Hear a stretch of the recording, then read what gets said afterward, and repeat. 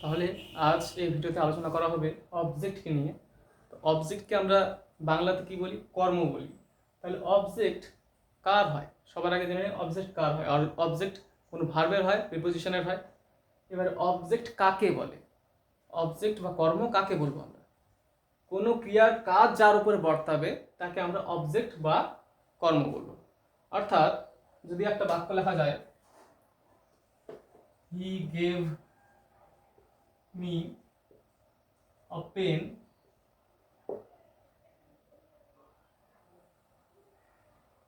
she bought a nice car। আচ্ছা, এই দুটো বাক্যের মাধ্যমে আমরা অবজেক্ট জিনিসটাকে বোঝার চেষ্টা করব। তো সবার প্রথমে বাক্যটা দেখে নেওয়া যাক, he gave me a pen. সে আমাকে একটা কলম দিল। তাহলে এই যে এখানে ভার্বকে গেভ, এইবারে এই ভার্বকে আমরা যদি প্রশ্ন করি সে কি দিল, তাহলে এই দেওয়া কাজটা কার উপর বর্তাচ্ছে? এই পেন, পেন জিনিসটির উপর বর্তাচ্ছে।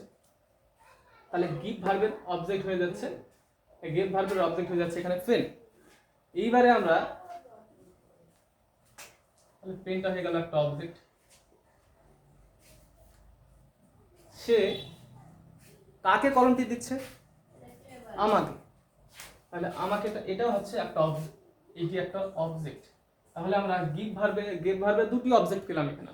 একটা হচ্ছে পেন আর অপরটি হচ্ছে মি। এইবারে যেহেতু এখানে দুই ধরনের অবজেক্ট পেলাম আমরা, ক্রিয়াপদকে কি বা কাকে দিয়ে প্রশ্ন করে, যেটা কি বা কাকে দিয়ে প্রশ্ন করলে আমরা সাধারণত অবজেক্ট পাই। এবারে কি দিয়ে প্রশ্ন করলে যে অবজেক্ট পাই সেটা হচ্ছে বস্তুবাচক, আর কাকে দিয়ে প্রশ্ন করলে বাক্যের ক্রিয়াপদকে কাকে দিয়ে প্রশ্ন করলে যে অবজেক্ট পাই সেটা হচ্ছে প্রাণীবাচক। তাহলে আবার বাক্যটা একবার পড়ে নেওয়া যাক, he gave me a pen. সে আমাকে একটি কলম দিল। সে কাকে দিল? আমাকে দিল। সে কি দিল আমাকে? কলম দিল। তাহলে এই কলম বস্তুটা, দেওয়া কাজটা কোন জিনিসটার উপর বর্তাচ্ছে? কলমটির উপরে। বা দেওয়া কাজটা কার উপর প্রয়োগ করছি আমরা? এই কলমটির উপরে। এবার কাকে দিলাম? দেওয়া কাজটা কলম কলম দেওয়ার কাজটা কাকে করলাম আমরা, অর্থাৎ কাকে আমরা কলমটা দিলাম সেটা বোঝানো, সেটা এক ধরনের অবজেক্ট। তাহলে আমরা এই ক্ষেত্রে গিভ ভার্বের দুটি অবজেক্ট পাচ্ছি, একটা বস্তুবাচক, একটা প্রাণীবাচক।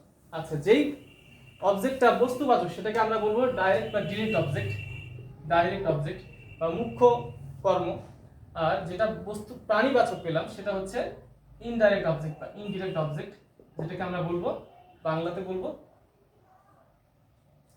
গৌণ কর্ম।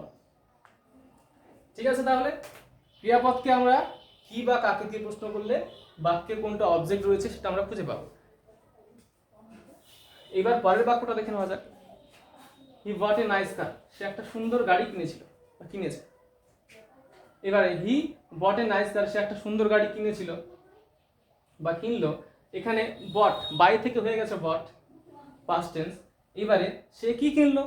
আমরা এইভাবে প্রশ্ন করবো ক্রিয়াপদকে, সে কি কিনলো? নাইস কার, একটা সুন্দর গাড়ি। তাহলে এখানে নাইস কারটা হয়ে যাচ্ছে অবজেক্ট। এটা কি ধরনের অবজেক্ট? ডাইরেক্ট অবজেক্ট বা মুখ্য ক্রিয়া, মুখ্য কর্ম। তাহলে আমরা বুঝতে পারলাম যে অবজেক্ট কাকে বলে? কোনো ক্রিয়ার কাজ যার উপর বর্তায় সেটাই হচ্ছে অবজেক্ট। অবজেক্টকে আমরা দুই ভাগে ভাগ করতে পারি, ডাইরেক্ট বা ডিরেক্ট অবজেক্ট, যেটাকে বাংলাতে মুখ্য কর্ম বলি আমরা। আর মুখ্য কর্ম সবসময় কি হয়? বস্তুবাচক হয়। আর ইনডিরেক্ট অবজেক্ট বা ইনডাইরেক্ট অবজেক্ট, যেটাকে আমরা প্রাণীবাচক অবজেক্ট বলি। তাহলে ক্রিয়াপদকে কি বা কাকে দিয়ে প্রশ্ন করলে আমরা অবজেক্ট পাই? কি দিয়ে প্রশ্ন করলে আমরা বস্তুবাচক অবজেক্ট পাই, যেটাকে ডাইরেক্ট অবজেক্ট বলবো।